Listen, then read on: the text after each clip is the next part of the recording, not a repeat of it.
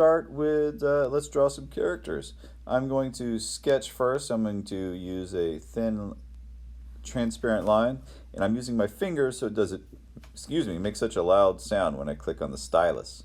Alright, I'm going to create a new layer. Again, I've got my pretty transparent lines, and I'm going to start with some basic shapes. So for like my monkey characters, I'll maybe start with a circle and kind of overlap a skinny isosceles triangle. And these are shapes that I can draw again and again consistently. So if I want to draw like my monkeys swimming or something like that, I can draw those same shapes.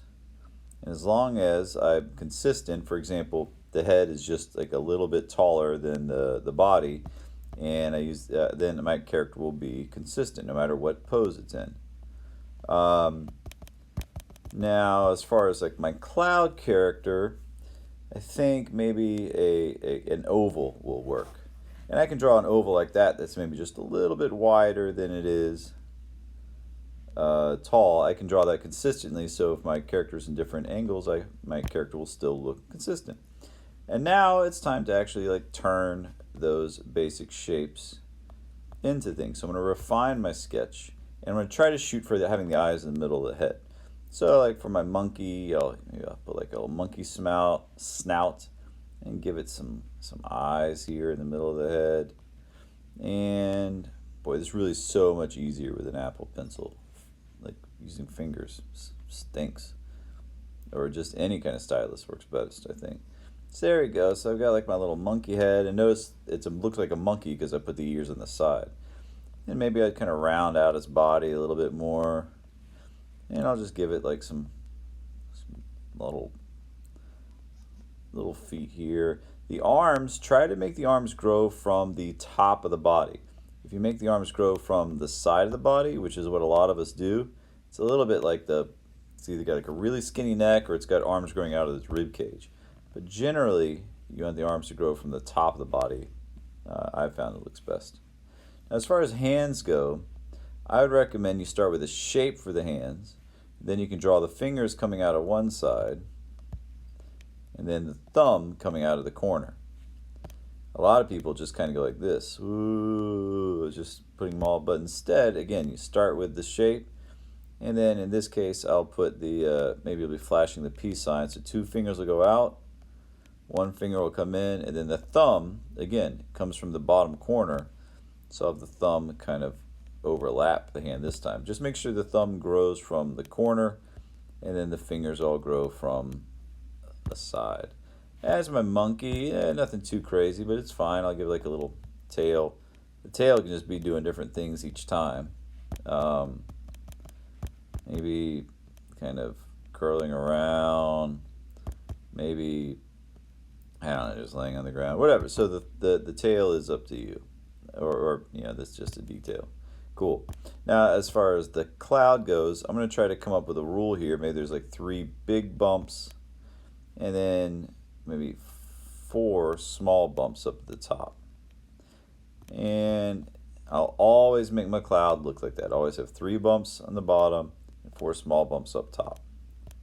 Cool. Alright, and as far as the eyes, I'll put the eyes once again in the middle, and there we go. And maybe my cloud has kind of like a cloudy chin, and I can add a couple more lumps. Yeah, that's fine. It's a cloud. And you know what? I might probably keep working on it if this is actually going to be my character, but for an instructional video, it's good enough. But you make sure your character is awesome. Now, after you refine your sketch, turn the top character trait into a detail. For example, my cloud, more than anything, wants to see monkeys. So maybe my cloud could be wearing like a little t-shirt that says, I love monkeys. I don't know how I would do that, actually. I don't know about that one. But what I could do is I could give my cloud like my cloud always has like its little monkey doll. And there we go. So my cloud is always carrying around with it like a monkey doll wherever it goes. Or perhaps, it's got like a backpack that it always wears, and then the backpack is got like I'm not sure why the backpack would say, "Hey, I'm a monkey lover," but I kind of feel like it would. Um, hmm, Decisions. These decisions are what really makes the characters look great. So I'm not sure. I'm going to come back to that, or I might just skip it for now because I don't think you want this video to be like 30 minutes long because you're watching me like brainstorm for a long time. As far as the monkeys, we know that the monkeys love playing and jumping, so I'm going to give this monkey kind of giant galoshes. So I'll make one kind of turn to the side here. Well, actually, this is just boots, isn't it? From Dora, which is the monkey with boots. But you know what? I'm fine with that. And since the monkeys love playing so much, I'm gonna give it just like make the eyes bigger. Yeah, so my monkey's always gonna have like my monkeys are gonna have like big mouths and big eyes. Cool. All right, now what's next here? Oh, texture. All right, so a couple of things. One, we always want to make the eyes the darkest part of the picture because uh, the eyes tend to go. Like when I say the eyes, I'm talking about like the viewer. Like the person reading it tends to go to wherever the darkest part is first. So normally you'd want that to be the eyes. And if you have a big open mouth, the mouth. And then the viewer, their eyes are going to really be drawn to those parts. So as opposed to, for example, like if you gave it like a really dark bow tie that was darker than the eyes, then your eye would be drawn to the bow tie instead of the face. So you would typically want to make the eyes nice and dark. So I'm just going to sketch the eyes a little bit darker. And I think it's okay to make the mouth nice and dark since that's part of its emotion. Cool. Nice. Now as far as texture goes, things just look better with texture. They're more interesting. So for the monkey, for example, maybe I would give it texture. It'd be like kind of like some like little hair up at the top, and what else could I add texture? Maybe I could put in a bow tie. Yeah, the monkeys love playing, so I'm going to add a bow tie with just little stripes on it. And later I'm going to ink this, and I can really kind of refine that. As far as the cloud goes, I think just having those little lumps can kind of count as texture for that. It kind of looks like Lumpy Space Princess now for you Adventure Time fans. So I'll just give it some lumps, and maybe like the lumps will be partially in front of its eyes. Ooh, I kind of like that. And you might make cool little decisions as you work on your character. So, I've got to start a zoom in a minute. I want to come back to this, string it together. Now I'm back, and let's see here. I just added texture, so now I'm going to move on to inking, which is the next step. Note it says inking with varied line weight. So typically that means I'm just going to try to make some of my detail lines thinner. Some of you drawing and painting kids, we've already talked about that. I'm also going to create a new layer and rename it ink. And here I go. I'm using here technical pen, and I would use hard airbrush, except I'm using my finger, and so yeah, hard airbrush is just too thick if I'm using my finger. It works great with an Apple Pencil. I am going to turn on Streamline though, so actually I'm going to tap my brush and turn Streamline on. So now my inking will be a little bit smoother. Ooh, so I'll ink the head, and cool. And I'm actually turning the opacity of my pencil layer down a little bit by tapping the letter N. And now I can see my ink lines a little bit better. Cool. So I'll ink, let's see here.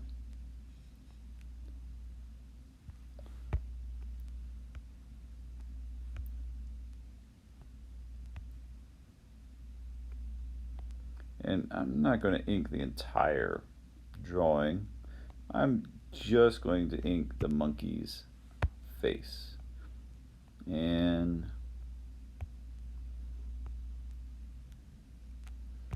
alright, cool. Oh, you know what? I'll do the bow tie as well.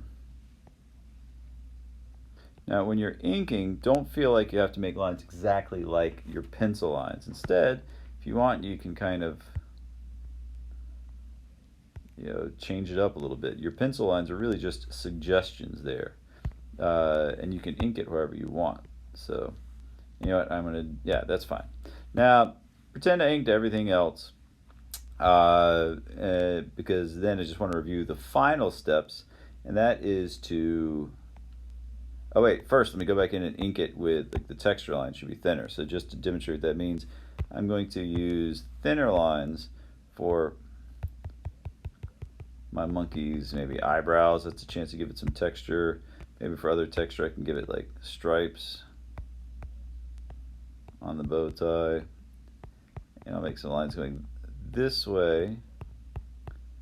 And then I'll do the same thing going the other way. It'll end up kind of like a plaid pattern.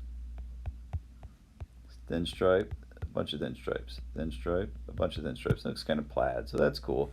But regardless, when you do like your detail lines, like your interior lines here, that's your chance to use thinner lines than like the important outlines of stuff.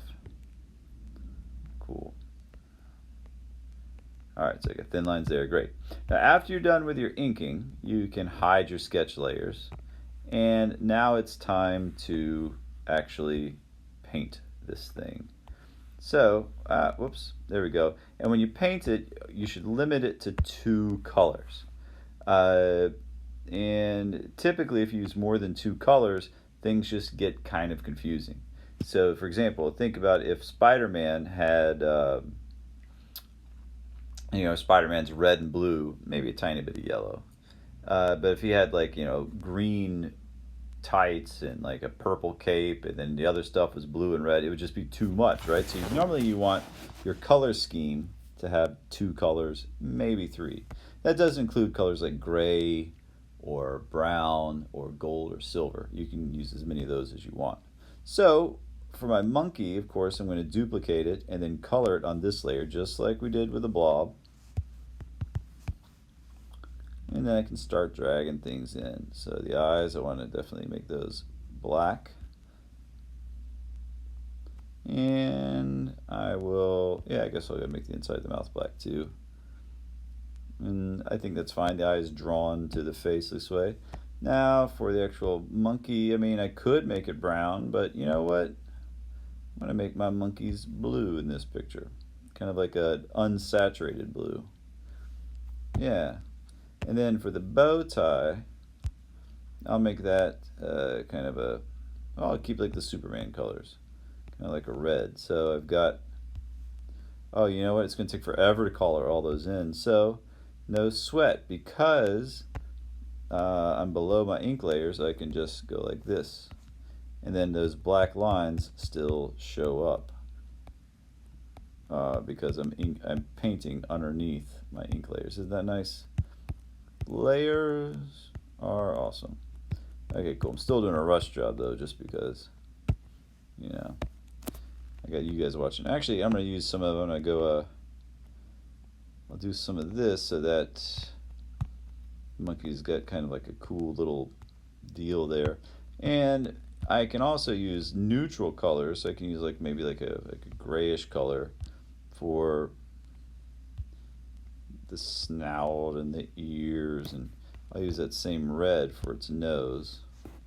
Yeah, it's kind of cool. Alright, neat. And you know what? I think it'll look kind of nice if white is mixed in on the bow tie too. Looks like an all-American monkey. I don't know about that. But as you can see, some decisions work better than others, and that's why you guys are going to make your decisions. So after you ink and paint and color the whole thing, then that's it. Alright, so I can't wait to see your characters. Try to follow these guidelines as you're working. To start with your overlapping basic shapes. Did I do that? Check. Keep the eyes in the middle of the head and make them dark. Check. Make the top character trait a detail. Oh yeah, I did that. Texture. Added some texture. Cool. And then finally, try to stick to 2 colors, maybe 3 for each character. And again, that doesn't include grays and stuff like that, or browns. Alright, so follow those steps and draw along with me, or go back and do it however you want, but make your character and make it awesome. Alright, bye.